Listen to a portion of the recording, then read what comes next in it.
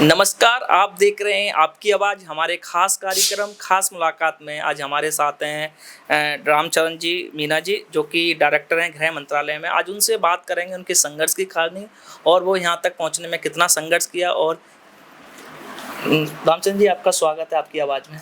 धन्यवाद। रामचरण जी हम आप सबसे पहला मेरा एक सवाल रहेगा कि आपकी प्रारंभिक शिक्षा और कहाँ से हुई थी, थोड़ा बहुत बताइए अपने बारे में। मेरी प्रारंभिक शिक्षा मेरे गांव से हुई थी। गांव का नाम है रिंगसपुरा, तहसील नादौती।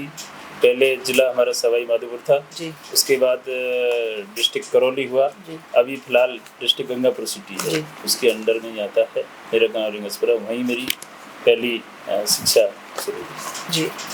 आपने प्रारंभिक पढ़ाई कहाँ से कहाँ तक की, कौन से हैं थोड़ा वो? मैंने एक्चुअली मेरा घर वालों का उद्देश्य था कि हम दो भाई थे जी। और पिताजी और माँ दोनों ही थे, तो वो खेती का काम करते थे जी। तो उनका उद्देश्य ये था कि भाई बगल में एक तालाब था जी। तो उनके दिमाग में ये था कि अगर हम तो चले जाते हैं खेत में काम करने, ये कहीं तालाब में जाके डूब जाएगा तो इसको क्या करें। तो उन्होंने सबसे अच्छा आसान तरीका समझा कि इसको स्कूल भेज दिया जाए जी। तब तक स्कूल से ये आएगा, तब तक इसकी मम्मी घास वास लेके आ जाएगी फिर संभालेगी। तो उनका उद्देश्य ये नहीं था कि बेटे को पढ़ा के हम नौकरी लगाएंगे, पढ़ाने से क्या फायदा है, कुछ ऐसा नहीं था। बट उन्होंने इसी वजह से मुझे स्कूल में डाला। ऐसी कोई जी सर बताइए। उसके बाद मैंने अपनी पढ़ाई कंटिन्यू रखी जी और उसी पढ़ाई की बेस से आज मैं आपके सामने जी सर। जैसे ऐसी कोई संघर्ष की कहानी जो बचपन में आपको हमेशा याद रहती हो? मेरा बचपन शुरू से जब मैं पैदा हुआ तभी से गरीबी में हुआ जी। लेकिन मेरे माँ बाप बताते हैं कि जब मैं पैदा हुआ होली के दिन में पैदा हुआ जी। रात को करीब 8 बजे इधर होली में आग लगी, उधर में पैदा हुआ जी। तो जब मैं पैदा हुआ उसी टाइम मेरे घर में से 2 बिल्लियाँ निकली एकदम से उसी दौरान। तो उससे उनका संकेत ये था कि भाई ये कहीं अच्छी जगह पे जाके टिकेंगे। और आपके देखते हुए आज ऊपर वाले की मेहरबानी रही कि मैं इस पद पर पहुंचा हूं। और अभी भी मेरा एक संयुक्त सचिव जॉइंट सेक्रेटरी के लिए एम्पेनलमेंट के लिए फाइल गई हुई है जी। ऊपर वाले चाहा तो शायद ये भी मिल ही जाएगा। अभी आपने एक और चीज़ आपने अपने परिवार के बारे में बताया, आपके 2 भाई थे, दूसरे भाई क्या हैं आज? मेरे छोटे भाई जो है मेरी पढ़ाई की वजह से उन्होंने 10th पास करके छोड़ दिया था जी। बट इन बिटवीन वो PWD जो सार्वजनिक निर्माण विभाग है राजस्थान का, वहाँ पे वो एक यही थे मेरे मिलने वाले, उनके साथ उन्होंने एज ए नेट काम किया जी जी। तो उसका हमने फिर कोर्ट से जाके और कोर्ट के थ्रू उसको रेगुलर करवा लिया और अभी भी वो जॉब में है जी। वहीं लोकल नादौती में PWD में वर्किंग में है एज ए क्लर्क। आज आप इतना सब कुछ है, आपके बच्चे भी हैं, बच्चे आप परिवार में कौन कौन है थोड़ा? मेरे परिवार में अभी कुछ दिन पहले मेरी मम्मी थी, वो एक्सपायर हो गई फरवरी में। अभी मेरे परिवार में मैं हूँ और मेरे 2 बच्चे हैं, एक बच्ची है, मेरी मिसेज है और ये मेरे परिवार। जैसे आपने अभी हमने आपके संघर्ष की बात की, आपने एक स्टोरी बताई कि आप होली के दिन जन्म हुआ ये बच्चे, पर ऐसी कोई घटना जो हमेशा आपके संघर्ष में घटना साथ रही? मेरे साथ एक घटना हुई क्योंकि मैं जब 10th में पढ़ता था तो मेरे 2 साथी थे। अब वो 2 साथियों के ऊपर ऐसा कोई पाबंदी नहीं थी नॉनवेज खाने का और मेरे गांव में उसी दिन एक भागवत जी का प्रारंभ हुआ और उसी दिन मेरे एक साथी के भाई गांव में वो तीतर होते हैं वो तीतर पकड़ के लाए दिन में तो उनको मार दिया। मार के फिर शाम को उनका ये था कि इनको तीतर बनाएंगे और इसको खाने के साथ खाएंगे। तो उनको ये था कि भाई RC अगर ये देख लेगा सारा तो वो खाएगा नहीं, अच्छा इसको दूर रखो। तो मेरे घर में एक सिगड़ी थी, पहले सिगड़ी पे हम जब रहते थे तो सिगड़ी पे ही खाना पकाते थे।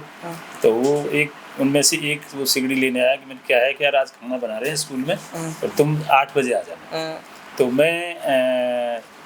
मेरे कुछ पता नहीं था, मैंने वो सिगड़ी दे दी। फिर वो 8 बजे करीब मैं चला गया। उसी दिन हमारे गांव में वो सप्ताह का प्रोग्राम शुरू हुआ था। तो वहाँ जहाँ सप्ताह हुई थी वहाँ पे कुछ लोग बैठे हुए थे गांव की पंच पटेल। तो उनमें से एक ने कहा यार ये स्कूल में उजाला किसका हो रहा है? तो उसके बाद उसका सीधा तो हिम्मत नहीं हुई वहाँ स्कूल में जाने की। पहले वो हमारे परिवार के लोगों के पास ही गए, पास में हमारे परिवार का ही घर था। तो वहाँ पहुँच गया, वहाँ जाकर उसने कहा यार स्कूल में उजाला हो रहा है, कुछ हो रहा है। तो उसके बाद वो लोग दो तो मेरे कजन ब्रदर थे, एक वो था, तीनों स्कूल में पहुंच गए सडनली। तो क्योंकि मुझे तो ये सब चीज़ों से डर था, मेरे पारिवारिक भय था कि हमारे परिवार में ये सब चीज़ नहीं चलती, तो मैं छुप गया। बाकी जो 2 और लड़के मेरे साथी थे वो ओपन में बैठे रहे। जब वो बैठे रहे, उनसे पूछा भाई क्या कर रहे हो? कि यार हम कुछ भी कर रहे हैं, तुम्हें क्या मतलब? तो उन्होंने कहा रामचरण कहाँ है? उन्होंने कहा हमें पता नहीं कहाँ पर है। तो मेरे एक कजन ब्रदर थे, वो थोड़ा लीनियंट थे, उनको मैं दिखाई दे गया। उन्होंने कहा रामचरण छिपा रहे, नहीं छिपा रहे, क्योंकि मेरा जो बड़ा भाई था वो थोड़ा ऐसा था, गुस्से टाइप का था, और मैंने सोचा कि अगर इसको मिल गया तो अभी मारेगा। तो उन्होंने मुझे बल्कि छिपा दिया और मेरा सहयोग किया कि भाई अभी तुम छुप जाओ। तो बाद में देख के उन्होंने उनको कहा, पर वो लोग, उनकी परवाह नहीं थी, उनको ये था उनके परिवार से कोई पाबंदी नहीं थी, इसलिए उन्होंने अपना सब कुछ उनको कह दिया, भाई हम जो कर रहे हैं आप जाइए। वो आगे जाके जैसे ही वो निकले वहाँ से, मैं भी वहाँ से उनको छोड़ के घर चला गया। जब घर गया तो उससे पहले वहाँ घर पे आपस में झगड़ रहे थे मेरे पिताजी से कि भाई तुम्हारे जो है बच्चा गलत काम करता है और इस तरीके से वो मीट बन रहा है हमारा, उसको खाएगा, आज के बाद तुम्हारा हमारे साथ उठन बैठना। अच्छा। हमारी मटकी से पानी नहीं पियोगे, हमारे साथ तो कप या नहीं पियोगे, ये सब कुछ नहीं करोगे। मैं सुनता रहा। उस दौरान मैं 10th में ही था, पर मेरी शादी हो गई थी, तो मेरी मिसेज भी थी वहाँ पे। तो मैं पीछे जो है कुछ पेड़ पौधे लगे हुए थे, घास थी, उनमें जाके छुप गया। मेरे पिताजी दोबारा देखने गए, मैं उनको मिला नहीं। जब वो सो गए तो मैं गया घर पे, तो मेरी मिसेज भी मेरे को पलट गई। उन्होंने कहा कि आपने हमारा नाम बदनाम किया है, आप मेरे पास से चले जाओ। बट मैं जैसे तैसे करके वहाँ सोया रहा। सुबह 8 बज गए, तब तक मतलब मैं खड़ा नहीं हुआ उनके शर्म की वजह से। तो बाद में आ गया, घर वालों ने भला बुरा कहा मेरे को, बट मैंने सुन लिया क्योंकि मैं दोषी था। हम इस चीज को दोष मानते थे, इसलिए दोषी। तो वहाँ कथा रोजाना चलती थी, 7 दिन की थी सप्ताह, तो रोजाना चलती थी। मैं 3 दिन बाद, क्योंकि मैं धार्मिक प्रवृत्ति का आदमी था, तो मेरे से रहा नहीं गया, तो मैं 3 दिन बाद वहाँ गया। जब मैं गया तो गांव में भी ये होता है कि मेरे पिताजी बहुत शरीफ आदमी थे, और एक कहावत है, गरीब की लुगाई सबकी भाभी, एक कहावत है। तो जब मैं गया वहाँ तो मेरे पिताजी शरीफ थे और फिर मैं गलती में था, तो वहाँ लोगों ने मजाक कर ली मेरी जी, अरे भाई ये तो पहलवान बनेगा, मांस खा के पहलवान बनेगा। तो मेरे चाचा जी और पिताजी को गुस्सा आ गया। तो मेरे चाचा जी ने कहा कि भाई ये इसकी माँ पता नहीं साली कहाँ से इसको ले आई, हमारी तो औलाद ही नहीं। मतलब इस तरीके से मेरे से बात कहा। तो उसके बाद मैंने उसी दिन प्रण किया कि आज के बाद मैं इस तरीके से रहूंगा कि घर वाले मेरे ऊपर विश्वास करें कि कल को कोई जाके ये कह दे कि हमने रामचरण को हमारे सामने दारू पीता और मांस खाता हुआ देखा है, तो भी घर वाले ये कहे नहीं हमारा छोरा ये नहीं कर सकता। उसके बाद मैंने मंगलवार का व्रत शुरू किया और पूरी पढ़ाई की, और आज मैं इतने साल की नौकरी हो गई। उसके बाद से मैंने कभी छुआ तक नहीं, कभी देखा तक नहीं इन चीज़ों के साथ। छुआ तो मैं तब भी नहीं था, बट मैं उसमें शामिल होने चला गया था। शायद ऐसा नहीं होता तो हो सकता है मैं उसको यूज करता। तो ये घटना जब मेरे को मेरी माँ के ऊपर गाली पड़ी, तो मुझे वो आज भी मुझे ऐसा लगता है जैसे अभी कहा, लेकिन मैंने वो शो करके दिखाया कि परिवार में कोई भी आदमी ने, किसी ने भी जाके कह दिया कि भैया हमारे रामचरण हमने वहाँ ऐसे करता देखा, तो उनको ये है कि भाई नहीं ये तुम गलत कह रहे हो।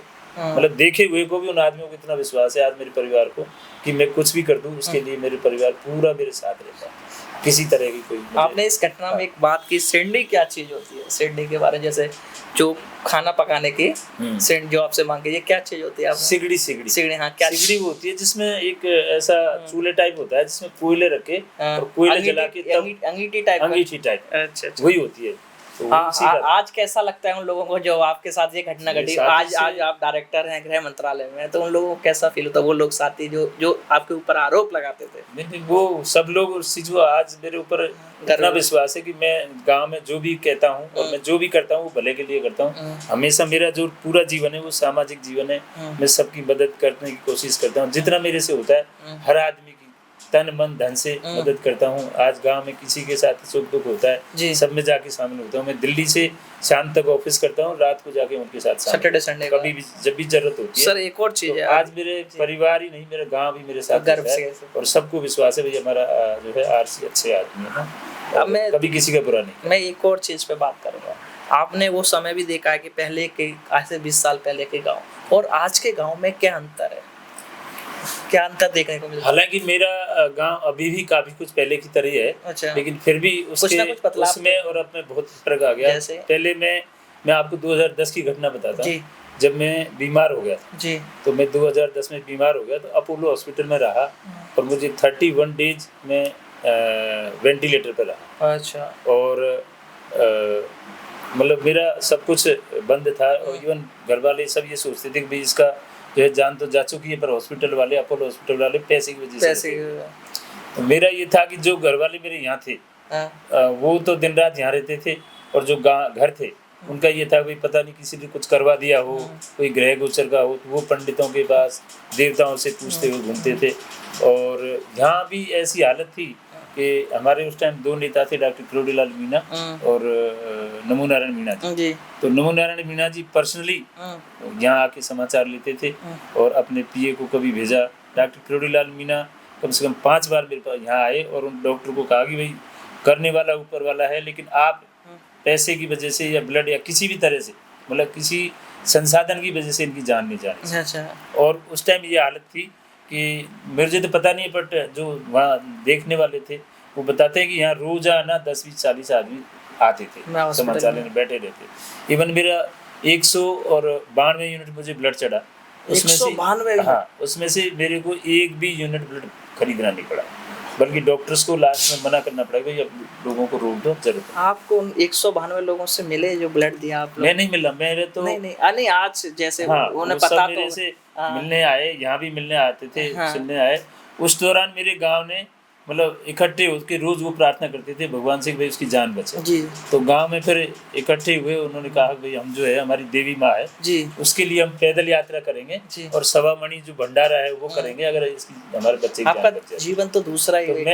तो मैं जैसे ही हॉस्पिटल से बाहर आया, उन्होंने मैं 1 जनवरी 2011 को बाहर आया, 3 जनवरी को उन्होंने पैदल यात्रा देवी मैया की और भंडारा किया अपनी तरफ से। उस टाइम मेरे एक अंधे चाचा है, उन्होंने गांव वालों को कहा कि भाई ऐसा है, भाई आप लोग जो कर रहे हैं अच्छा कर रहे हैं, मेरे बच्चे के लिए कर रहे हैं जी, पर आप यात्रा लेके जा रहे हैं कल, तो मैं आपसे एक प्रार्थना करना चाहता हूँ। उन्होंने भाई बताओ क्या बात है।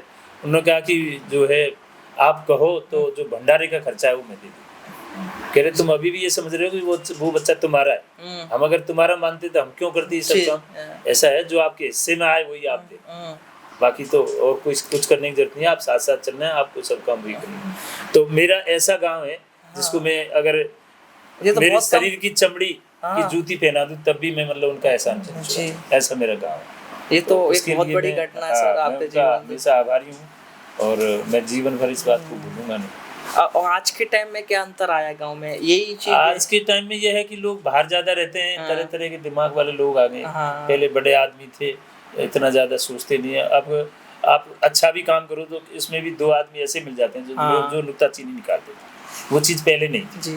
अभी जैसे हम कोई काम करते हैं, हर काम में जब भी कोई काम हुआ है, रिंगसपुरा मेरा गांव है, उसमें जब भी कोई काम हुआ है उसमें मैं अग्रणी रहा हूँ और मेरी बात को उन्होंने, मैं उनकी छोटा होते हुए भी उन्होंने मेरी बात को बढ़ा रखा है, हर चीज़ को उन्होंने माना है। गांव में कई तरह के विकास के कार्य भी हुए, उसमें सब में हमारा साथी लोगों के साथ मेरा पूरा सहयोग रहा है और मैं उसमें सफल भी रहा हूँ और गांव में कई अच्छे काम हुए हैं। इन गांव में, पूरे गांव में हमारे में नैतिकता है। आज भी कोई ऐसा ओपनली कोई ऐसा आदमी नहीं है, हो सकता है कोई अंदर से होगा, हमें पता नहीं है उस चीज का, लेकिन ओपनली आज इस टाइम में भी ऐसा कोई आदमी नहीं है जो शराब, पुराना ही गांव, शराब और मीट यूज करता है। अच्छा, आज भी। और जबकि मेरे गांव में पूर्ण 100% शिक्षित गांव है और आज करीब 100 घर है मेरे गांव में जी। 100 मतलब 500 की पॉपुलेशन होगी, 500-600 की 100 घर है और 150 आदमी सर्विस में। ओके। और कई गजेटेड ऑफिसर है, क्लास 1 में भी है, अच्छी पोस्टों पर। अभी हमने गांव की बात की कि आज के गांव और पहले गांव में क्या अंतर था, आपने सारा कुछ बताया। अब हम लोग दूसरे के आते हैं, आज की शिक्षा और पहली शिक्षा। जब आप पढ़े थे तो आज की शिक्षा में कुछ ना कुछ अंतर जरूर मिलता है, तो पहले की शिक्षा और आज की शिक्षा में क्या अंतर है? पहले की शिक्षा से हमें जो है नैतिक शिक्षा के साथ साथ नैतिक ज्ञान भी मिलता है। आज की शिक्षा जो है उसमें नैतिकता बिल्कुल नहीं है, उसमें केवल व्यावसायिक वो है कि भाई आपको जीवन यापन कैसे कर सकते, उसी चीज पे ज्यादा जोर दिया जाता है। नैतिकता बिल्कुल नहीं है। बच्चों को ये भी पता नहीं है गांव में ये मेरे क्या लगते हैं, मेरी मम्मी के भाई मेरे क्या लगेंगे, मेरे चाचा के बच्चे मेरे क्या लगेंगे, मेरी बुआ के बच्चे मेरे क्या लगेंगे, ये सब चीज़ों का आजकल कोई ज्ञान नहीं है। पहले इस सब चीज़ों को सिखाया जाता था और मिलजुल के रहते थे और सामूहिक परिवार रहता था।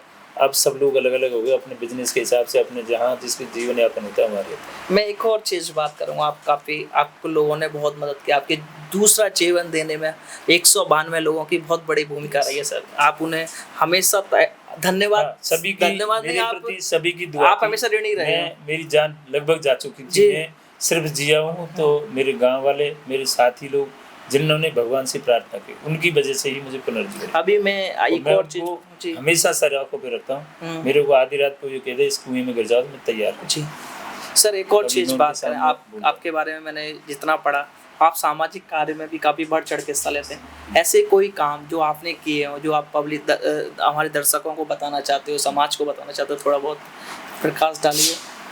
मैंने जीवन में हमेशा जोड़ने का काम किया है जी। तोड़ने का काम कभी भी नहीं किया। कई बार ऐसे वाक़ये आए हैं कि गांव में 2 परिवारों में झगड़ा हो गया अचानक, तो मैंने चाहे ऑफिस से छुट्टी ली जी, लेकिन मेरे साथी लोगों के साथ, जो मेरे सीनियर है, मेरे वरिष्ठ हैं गांव के, उनको साथ लेके उनका झगड़ा सुलटाया। कई ऐसे केसेज आए जब आपस में केस हो गए, तो थानेदार एसपी वगैरह उसमें इन्वॉल्व हो गए। तो मुझे पर्सनली मेरा सर्विस का इन्फ्लुएंस करके मैंने उनको फ़ोन किया कि भाई हम इस मामले को सुलटा रहे हैं, आप 10 दिन तक इसमें कोई कार्रवाई नहीं करें। और वो 10 दिन के भीतर हमने सुलटा के और उनको वापस इन्फॉर्म किया। कई ऐसी चीज़ें आती हैं, जैसे स्कूल में कई बार जरूरत पड़ी तो हमने उनको सहयोग किया। टीचर्स कोई गलत आ गए, उन्होंने मतलब आपस में तंग करना शुरू किया तो उनको दबाया, समझाया और उनको सही रास्ते पर लाए। कई जगह धार्मिक काम हुए। हमने गांव का मंदिर था वो पूरा टूटा हुआ था, पहली बार हमने कोशिश की तो कुछ लोग ऐसे थे नेगेटिव, उन्होंने कहा अरे ऐसे तो बहुत घूमते हैं, कुछ नहीं कर सकते। फिर दोबारा दीपावली फिर आई, हमने वही काम किया, सभी समझाए, सारे लोग सहमत हुए। आज से 20 साल पहले उसमें 8 लाख रुपए लगे, लेकिन वो 8 लाख रुपए हमने कैसे इकट्ठे किए, सब लोगों ने तुरंत पैसा देकर वो मंदिर, बहुत अच्छा मंदिर बनाया। उससे गांव में धार्मिक प्रवृत्ति हुई, नैतिकता भी बढ़ती है। हमारे गांव में आज तक कोई आपराधिक प्रवृत्ति के आदमी है। अभी हम लोग ने आपके जीवन के बारे में बात किया, पूरा आप कहाँ से आए। अगली आपने काफ़ी लंबा समय अपने पोस्टिंग जॉब में किया, तो एक बार आप बता सकते हैं कि कहाँ पोस्टेड रहे, थोड़ा बहुत। मेरी पहली पोस्टिंग रेलवे में थी जी, जब मैं वरिष्ठ क्लर्क था जी, तो 1 साल तक मैं वहाँ रहा जी। उसके बाद मेरा इन्वेस्टिगेटर में सिलेक्शन हो गया। अच्छा। तो 2 साल में इन्वेस्टिगेटर मिनिस्ट्री ऑफ कॉमर्स में रहा। अच्छा। उसके बाद मेरा सहायक अनुभाग अधिकारी में सिलेक्शन हुआ जी, तो वहाँ मैं मिनिस्ट्री ऑफ डिफेंस में गया जी। मिनिस्ट्री ऑफ डिफेंस में जैसे ही 4 साल कंप्लीट हुआ, क्योंकि अनुभाग अधिकारी के लिए 4 साल की सर्विस क्वालिफाई चाहिए थी, कंप्लीट हुआ। मैंने डिपार्टमेंटल एग्जाम दिया, 92 में मैंने ज्वाइन किया, 96 में डिपार्टमेंटल एग्जाम दिया जी, और उसमें मैं क्लियर हो गया था। 96 में मैं अनुभाग अधिकारी बना। उसके बाद 2005 में मैं अवर सचिव अंडर सेक्रेटरी के रूप में प्रमोट हुआ जी, और उसके बाद थोड़ा मुझे टाइम लगा, तो 2014 में मैं डिप्टी सेक्रेटरी बन गया। अच्छा। इन बिटवीन में 2 साल के लिए जयपुर भी गया। अच्छा। वहाँ मैं प्रोटेक्टर ऑफ इमिग्रेंट्स, जो बाहर जाते हैं उनका इमिग्रेशन क्लियरेंस करना है। अच्छा। उसमें मैं राजस्थान का इंचार्ज था। अच्छा। और 2 साल में वहाँ रहा। मैंने 2 साल तक लोगों की बड़ी ईमानदारी के साथ उनकी सेवा की। बहुत से लोग मैंने बाहर भी भेजे। एक और चीज़ आपके डिपार्टमेंट में एक चीज़ और कही जाती है, रामचंद्र जी जैसा ईमानदार अधिकारी बहुत कम मिलता है। जैसे हम लोग भी पत्रकार हैं, हम लोग बात करते हैं क्योंकि ब्यूरोक्रेसी में हमारा भी बढ़ना है, आपको एक ईमानदार अधिकारी की एक वो दी जाती है। तो आप एक अलग अलग मंत्रालयों में रहे, तो एक कैसा अनुभव करते हैं? अभी आप होम मिनिस्ट्री में, रेलवे में, नई जगह जाके काम करने में बहुत इंटरेस्ट रहता है जी। मैं चाहता हूँ कि अलग अलग जगह से अलग अलग बातें सीखूं, अलग अलग काम सीखूं।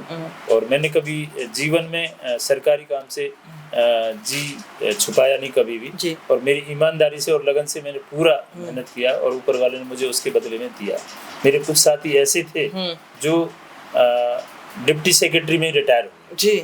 बहुत से साथी थे मेरे, कम से कम 20 जो साथी थे, और कम से कम मेरे साथ के जो ऐसे आदमी मेरे से 2 साल 4 साल सीनियर वरिष्ठ थे, वो कम से कम 100 आदमी ऐसे थे जो डिप्टी सेक्रेटरी पे रिटायर हुए। लेकिन मुझे ऊपर वाले ने टाइम दिया, मुझे 19 में डायरेक्टर का स्केल मिल गया, और अभी मेरी जॉइंट सेक्रेटरी के लिए एम्पेनलमेंट के लिए हम चाहते हैं सर अगला जो ये सब मैं ऊपर वाले का ही वो मानता हूँ, अदरवाइज अगला जो इंटरव्यू हो ना सर, मैं चाहता हूँ कि आप जॉइंट सेक्रेटरी के बाद ही तो आपका ऊपर वाले का आशीर्वाद नहीं आपका सर एक्चुअली है कि आपने अलग अलग मंत्रालयों में काम किया, सारा एक्सपीरियंस आपका आपका ईमानदार, मैंने कभी किसी को जीवन में कभी किसी को तंग नहीं किया और मैंने लगन से मेरी काम किया। एक गरीब परिवार, विश्वास है कि ऊपर वाला मेरे को जो मेरा हक है वो जरूर मिलता है। एक ऐसी कोई घटना, ऐसे कोई 3 काम बताइए जो आपने रहते हुए मंत्रालयों में जो काम कर रहे हो, जो हमेशा आप लोग हर मंत्रालय में आपको याद करते हो। ऐसे कोई 1-2 काम हो जो आप ऐसे, डेली वर्क में तो बहुत सारे काम होते हैं, पर ऐसे जो कोई चेंजेस